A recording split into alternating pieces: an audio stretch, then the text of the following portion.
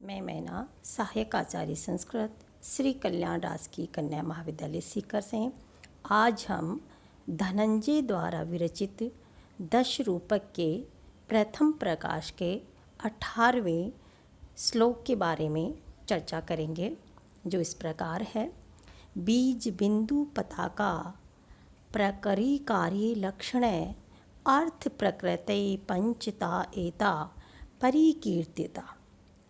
बीज, बिंदु, पताका, प्रकरी और कार्य, ये 5 अर्थ प्रकृतियाँ कही गई हैं। अर्थ प्रकृति का अभिप्राय है फल की सिद्धि के उपाय। यहाँ अर्थ शब्द फल या प्रयोजन का वाचक है। प्रकृति शब्द का अर्थ है हेतु या कारण।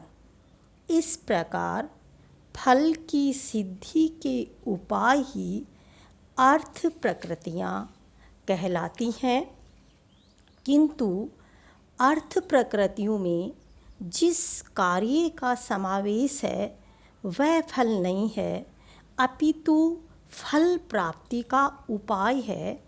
इस प्रकार फल के अधिकारी व्यक्ति का व्यापार ही कार्य नामक अर्थ प्रकृति कहलाती है।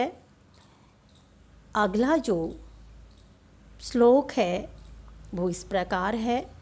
अवस्था पंच कार्यस्य प्रारब्धस्य फलार्थी भी आरंभ यत्न प्राप्त्यासा नियताप्ति फलागमः।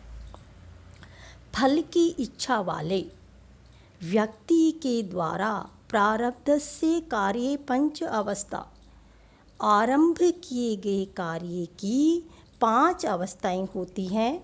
आरंभ यत्न प्राप्त्यासा नियताप्ति फलागमः।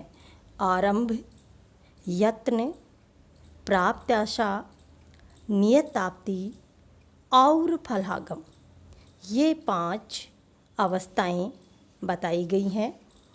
इसमें जो प्रथम अवस्था है,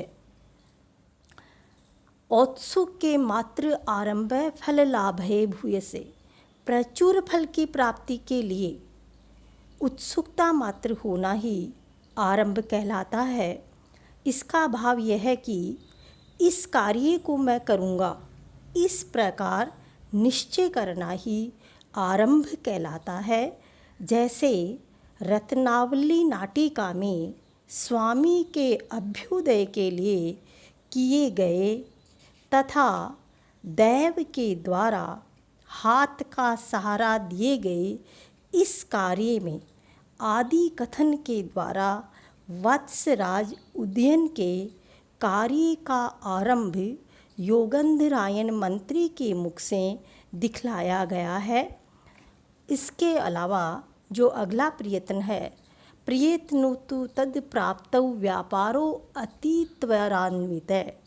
फल की प्राप्ति न होने पर उसके लिए अत्यंत वेगपूर्वक उद्योग करना ही प्रयत्न कहलाता है। जब फल प्राप्त नहीं होता और उसके लिए अनेक साधनों को जुटाना इत्यादि विशेष प्रकार की चेष्टा की जाती है, तो वही प्रयत्न कहलाता है। जैसे रत्नावली नाटिका में सागरिका द्वारा चित्र बनाना इत्यादि वत्सराज उदयन से मिलने के उपाय हैं। तीसरा जो प्रयत्न है वो है प्राप्त्याशा। उपायापाये शंकाभ्याम प्राप्त्याशा प्राप्ति संभव है। उपाय के होने तथा विघ्न की शंका होने से जो फल प्राप्ति की संभावना होती है वह प्राप्त्याशा कहलाती है। उपाय होने पर भी विघ्न की शंका होने के कारण जब फल प्राप्ति का एकांत तय निश्चय नहीं होता, वही अवस्था प्राप्त्याशा कहलाती है। जैसे रत्नावली नाटिका के तृतीय अंक में सागरिका द्वारा वेश परिवर्तन और अभिसरण आदि मिलन के उपाय होने पर वासवदत्ता रूपी विघ्न की शंका इस प्रकार विदूषक के कथन के द्वारा दिखलाया गया है। यह निश्चय न हुई कि रत्नावली मिलने की प्राप्ति बतलाती है।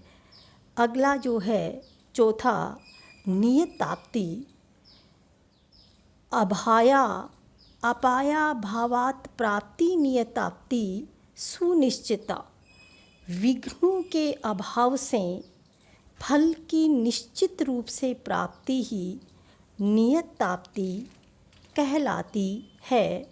विघ्नों के हट जाने पर फल प्राप्ति का नितांत निश्चय हो जाना ही नियताप्ति है। जैसे रत्नावली नाटिका में वासवदत्ता द्वारा सागरिका को बंदी बना लिए जाने पर सागरिका कठिनाई से जीवित रहेगी। इस प्रकार आरंभ करके विदूषक राजा कहता है कि इसका उपाय क्यों नहीं सोचते। इसके पश्चात राजा उदयन कहते हैं कि हे मित्र, देवी वासवदत्ता को प्रसन्न करने के अतिरिक्त मुझे कोई उपाय नहीं दिखाई देता है। अगला जो प्रयत्न है पांचवा, फलागम। समग्र फल संपत्ति फल योगो यथोदित। फल पूर्ण रूप से फल की प्राप्ति ही फलागम कहलाता है। जैसे रत्नावली नाटिका में उदयन को रत्नावली की प्राप्ति और चक्रवती पद की प्राप्ति फलागम अवस्था है। धन्यवाद।